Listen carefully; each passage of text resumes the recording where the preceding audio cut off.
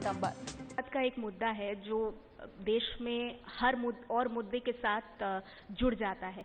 Cinema halls में राष्ट्रगान पर ओवैसी साहब, आपने कोर्ट के आदेश का स्वागत तो किया, लेकिन साथ ही में एक सवाल भी पूछ लिया कि भाई क्या खड़े होने से देशभक्ति बढ़ेगी? ये शंका क्यों है आपके मन में? नहीं, आपने सोली सोराब जी का आर्टिकल पढ़ा आज अखबार में जो आया, वो क्या लिख रहे हैं? वो तो वाजपेयी गवर्नमेंट में अटॉर्नी जनरल रह चुके हैं। वो क्या लिख रहे हैं? वो कह रहे हैं कि कहां जा रहे हैं हम लोग। अगर वाकई में नेशनलिज्म को फरोग देना है तो थिएटर में क्यों भाई? आप बना दीजिए कानून के, पार्लियामेंट का रोज सेशन में जनगणना पढ़ा जाएगा। सुप्रीम कोर्ट से लेकर हाई कोर्ट से लेकर डिवीजन कोर्ट से मजिस्ट्रेट कोर्ट तक जो कोई भी शुरू होगा तो जनगणना शुरू होगा। कलेक्टर हैदराबाद जो भी होगा उस कुर्सी पे बैठने से पहले जनगणना पढ़ेंगे। बना दीजिए ताकि हो जाएगा। ये समझ में नहीं आता मुझे कि कानून कौन बनाएगा? अगर फर्ज करिए कल कोई नहीं उठ पाएगा तो क्या होगा? कौन चेक करेगा उसको? कौन चेक करेगा? और जो लोग विकलांग हैं, जो फिजिकली डिसेबिलिटीज हैं, उनको क्या करेंगे आप? कई लोग बीमार होते हैं, उनको क्या करेंगे? तो मैं नहीं समझता कि इससे नेशनलिज्म को फरोग होगा। ठीक है, अब कोर्ट का ऑर्डर है तो सर आंखों पे है, मगर मैं नहीं समझता कि इससे एक बूस्ट मिलेगा कि हर कोई जो है पेट्रियोटिक और नेशनलिस्ट हो जाएगा। ठीक है भूपेंद्र जी, आपकी पार्टी ने इस फैसले का स्वागत किया है कोर्ट के, लेकिन जो बात ओवैसी जी कह रहे हैं वो सोशल मीडिया पर भी चल रही है कि भाई फिर हॉल में ही क्यों? ये तो क्रिकेट के हर मैच से पहले हो, संसद की हर कार्यवाही से पहले हो, अदालत में जज बैठे उससे पहले राष्ट्रगान हो, हर जगह होना चाहिए फिर। ये तो न्यायालय का निर्णय है, तो हम इस न्यायालय के निर्णय का स्वागत करते हैं। लेकिन मैं कहना चाहूंगा कि जो राष्ट्रवाद की अवधारणा है वो निर्णय से भी बहुत ज्यादा व्यापक है। राष्ट्रवाद की अवधारणा का अर्थ है कि हर एक भारतीय के मन में भारतीय होने के प्रति सम्मान का भाव रहे। अपनी अलग अलग सामाजिक जीवन, सामाजिक विषयों को स्वीकार करते हुए हम इस देश के निर्माण के लिए अपना एक सकारात्मक योगदान दे सके। अपनी अपनी आस्था, पंथ, मत और विश्वास को करते हुए इस देश के जो एक लंबे समय से चले आ रहे जो सांस्कृतिक मूल्य हैं उसको जीवंत बनाने का प्रयास करें।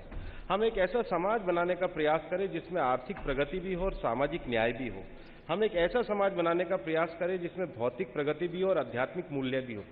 राष्ट्रवाद एक बहुत बड़ी अवधारणा है और हमारा मानना है राष्ट्रवाद का अर्थ है जब भी देश को जरूरत पड़े तो अपने जीवन से बड़ा महत्वपूर्ण जीवन देश का होता है। यही हमारी राष्ट्रवाद की अवधारणा है। मैं कुछ यहाँ ऑडियंस के सवाल लेना चाहूंगी, मुझे लग रहा है कि वो लोग भी चाहते होंगे आप इस पर अपनी बात रखें। ओवैसी साहब, अचल मल्होत्रा हैं जिनका आपसे सवाल है। ये इनका सवाल आपसे है कि आपके विचार से क्रांतिकारी और आतंकवादी की परिभाषा क्या है और बुरहान वानी क्या था, आतंकवादी या क्रांतिकारी? देखिए, हिंदुस्तान में जो कोई भी बंदूक उठाएगा वो मेरा दुश्मन होगा। मैं उसकी तायीद नहीं कर सकता। कोई भी बंदूक उठाए, आप बंदूक नहीं उठा सकते। आपको डेमोक्रेसी में, जमहूरियत में हुकूमत से लड़ना है, जमहूरी अंदाज में लड़ना है। जो बंदूक उठाएगा उससे हमारा कोई ताल्लुक नहीं है। ये मैं आपको साफ और वाज़ेह तौर पर कहते हैं और कह रहा हूं कि बुरहान वानी की ही क्यों मुझसे बात करते? आप ये सवाल करते कि अभिनव भारत के बारे में आपकी राय क्या है, कर्नल पुरोहित के बारे में आपकी राय क्या है, साध्वी प्रज्ञा ठाकुर के बारे में आपकी राय क्या है? कभी ये भी पूछ लेते? बुरहान वानी, असदुद्दीन ओवैसी का सवाल से बुरहान वानी के ताल्लुक से क्यों होता है? आपको क्यों लगता है क्यों होता है? मुझे नहीं मालूम क्यों नहीं पूछते कि भाई कश्मीर में 100 लोग मारे गए, इस पर आप क्या तबसरा करना चाहेंगे? ये बता दीजिए। कभी ये क्यों नहीं पूछते कि भाई 3 तलाक का ही सवाल मुझसे क्यों करते? कभी ये भी पूछ लेते कि गोवा में एक कानून है जहां पर इलेक्शन होने जा रहा है, गोवा का कानून ये कहता है कि अगर कोई हिंदू औरत 25 साल की उम्र में औलाद को पैदा नहीं करती तो उसके शौहर को शादी करने की इजाजत एक और, 30 साल में अगर वो बेटा नहीं पैदा करती तो एक और वो शादी कर सकता है। अरे ये सवाल भी तो हमसे कर लीजिए ना। मेरा आपसे एक सवाल है भूपेंद्र जी, क्योंकि वक्त की भी जरा कमी है।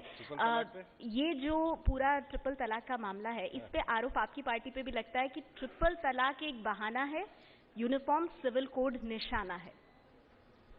देखो, आपने कहा ओवैसी साहब बहुत समझदार है। मैं एक शब्द और जोड़ता हूं, ये बहुत विद्वान भी हैं और इसलिए मैं इन्हीं से एक विषय कहना चाहता हूं कि सुप्रीम कोर्ट में जो पिटीशन चल रही है, मैं तथ्यों के आधार पर बात कह रहा हूं, उसमें all India Muslim personal law board ने अपना एफिडेविट फाइल किया। अभी जो ओवैसी साहब भी कह रहे थे कि बहुत सारे मुस्लिम विद्वानों ने भी ये माना है कि ये युक्ति संगत नहीं है और इसलिए all India Muslim personal law board का जो एफिडेविट है उसका पैराग्राफ नंबर 56 है। मैं आपको बहुत, आप जाके देख लीजिएगा मैं कहां से कह रहा हूं। उस पैरा नंबर 56 में लिखा है कि बहुत सारे इस्लाम के विद्वानों की ये मान्यता है कि एक बार में 3 तलाक कहना या ट्रिपल तलाक देना ये युक्ति संगत नहीं है। तो जो युक्ति संगत नहीं है, जो अनडिजायरेबल है, वो हमारे कॉन्स्टिट्यूशन के अगर खिलाफ जा रहा है, जैसे हिंदुओं में देवदासी की प्रथा युक्ति संगत नहीं है, सती प्रथा युक्ति संगत नहीं है, तो उसको मान्यता के आधार पर नहीं कह सकते। जब आपका ही एफिडेविट कह रहा है कि ये अनडिजायरेबल है, तो आपको कम से कम उन मुस्लिम महिलाओं के हितों में आना चाहिए और कहना चाहिए कि अगर अनडिजायरेबल है तो हम इसको स्वीकार नहीं करते। दूसरी बात, आपने केवल पाकिस्तान की बात कही है। आज अफगानिस्तान में, ईरान में, बांग्लादेश में, ट्यूनीशिया में, जितने भी देश हैं उसमें इसको अमान्य करार दिया है। आप आगे आइए, प्रगतिशील बनिए और हिंदुस्तान की हजारों लाखों मुस्लिम महिलाओं को भी न्याय दीजिए, ये आपसे हम अपेक्षा करते हैं। मैं इतना ही कहूंगा कि उत्तर प्रदेश में कल प्रधानमंत्री खड़े रह के कह दें कि एग्रीकल्चर लैंड में उत्तर प्रदेश में बेटियों को उनका हिस्सा मिलेगा। चलिए कर दीजिए ऐलान। मैं आपसे आज आपसे एक और कह रहा हूं, सुनिए मेरी बात। सर मेरी बात मुकम्मल कर दीजिए। मुस्लिम पर्सनल लॉ बोर्ड ने 15 साल पहले कह दिया कि एग्रीकल्चर लैंड में मुस्लिम बच्चियों को हिस्सा मिलना चाहिए, दे दीजिए। दूसरी सुनिए सर, और एक चीज आप ये भी कह दीजिए कि मिताक्षरा और दयाबागा स्कूल ऑफ थॉट में जो लॉ ऑफ इनहेरिटेंस है उसको एक कर देंगे आप ये भी कह दीजिए कि नागालैंड मिजोरम में 371A और 371G को हम बर्खास्त कर देंगे। बहुत अच्छा है, आप इन चीजों को करने तैयार हो जाइए सर।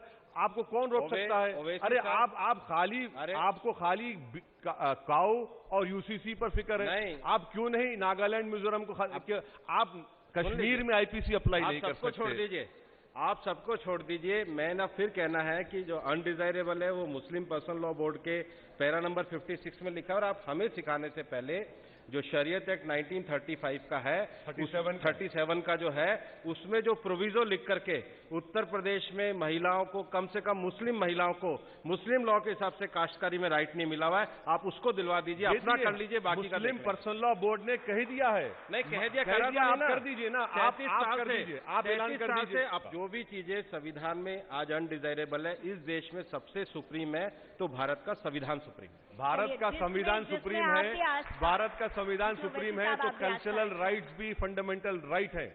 डायरेक्टिव प्रिंसिपल नीचे आते, फंडामेंटल राइट ऊपर आता है। इसलिए आर्टिकल 37 के एक्ट को भी करिए और एएमयू में कम से कम SC ST को रिजर्वेशन भी दीजिए। एएमयू में आर्टिकल 30 रहेगा। ये कहीं अंत नहीं होगा, लेकिन वक्त मेरे पास सब खत्म हो गया। बहुत बहुत शुक्रिया आप दोनों का। हम बस इतनी उम्मीद करते हैं देशवासियों के तौर पे भी कि आप लोग जिस तरह की जो चर्चा आप हर मुद्दे पर यहाँ कर रहे हैं, संसद में इसे करिए। अपने आप प्राइम मिनिस्टर को बता दीजिए, करा दीजिए। प्राइम मिनिस्टर को दिल बड़ा करने के लिए मंच दे रहे हैं का सीना है, दिल बड़ा कर ले, डिबेट हो जाएगा। बात देश के प्रधानमंत्री तक पहुंच रही है। बहुत बहुत शुक्रिया भूपेंद्र यादव जी और असदुद्दीन ओवैसी जी, आप दोनों का, कि आप एबीपी न्यूज के शिखर सम्मेलन में आए और अपनी बातें इस तरह से खुल के रखी। बहुत बहुत